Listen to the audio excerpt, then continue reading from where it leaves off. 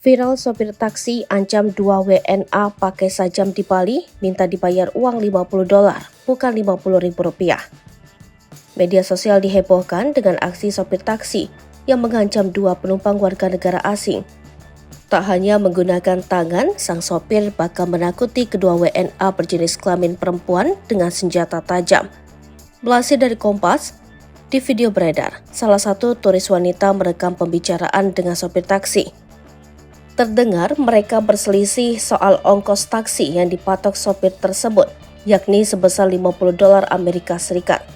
2 WNA itu menolak untuk membayar $50, lantaran dinilai kesepakatan awal yakni Rp50.000. Adapun sopir taksi tersebut tak mau menerima dan terus meminta uang $50. Cekcok terjadi antara 2 WNA perempuan dengan sopir taksi. Sopir tampak mengeluarkan pisau dan mengancam akan melukai 2 WNA tersebut. Sontak 2 WNA itu berteriak histeris dan minta tolong. Penumpang akhirnya berhasil keluar dan melapor kepada security di lokasi yang sedang berada di lokasi. "Tolong keluarkan kami, cuma itu yang kami punya," kata salah satu WNA itu.